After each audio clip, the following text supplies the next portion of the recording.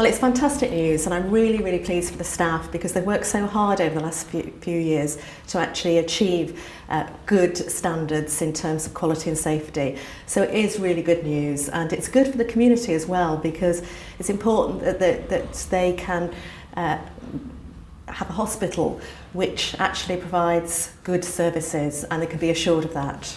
So what are the main changes that have happened since being placed into special measures in 2013 and even the inspection in 2015? Yeah. Well, lots of changes have taken place across the board. So every service has been reviewed, and we've looked at different ways of working to improve the quality and safety. I think the culture of the organisation's changed.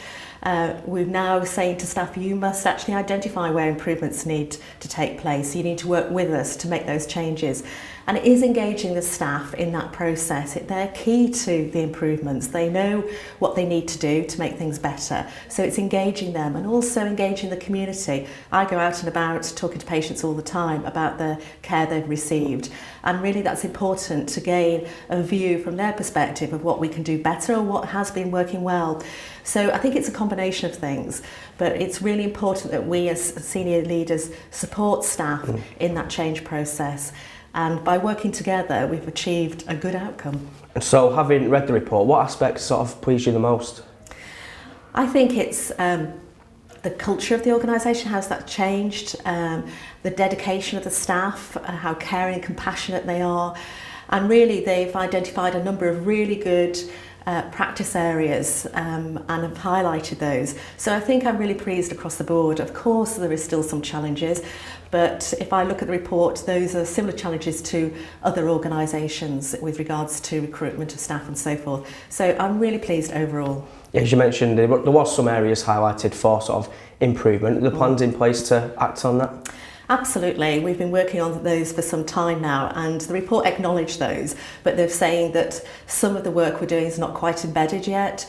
And obviously there's still some challenges. So the A&E standard in terms of seeing 95% patients within 4 hours, that's still a challenge to us, but that's a national challenge. So those areas we continue to work on, but generally everybody's experiencing similar issues across the board. Yeah, you mentioned the national challenge, and I think it came out yesterday, what was it, 9 out of 10 hospitals were sort of overcrowded this winter, Tameside being one. Is there any way we can stop a repeat of that happening, or is it sort of a general NHS problem? At the moment, I think it's a general NHS problem. We can see demand increasing year on year by approximately 3%. We can see there's a number of patients who are delayed in hospital because we can't discharge them back into the community. But we are working with colleagues to change that. And you can see that some of those improvements have taken place. But our future strategy in terms of becoming an integrated care organisation will help us, we believe, address those future challenges. That's going to take some time. It's not going to happen overnight. But we believe the plans we've got in place will actually support in terms of improving that patient flow. Some people are worried about the future of the accident and emergency department here, whether it could be downgraded possibly. Can you shed any light on that? Yeah, there are no plans to currently downgrade the A&E department. It's a very busy A&E department. And we have to ensure we have services here to support the needs of the local community.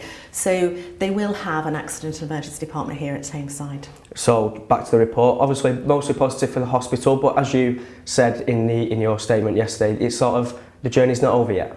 No, we'll never stop. We're constantly looking at ways of improving services, and that should always be the case.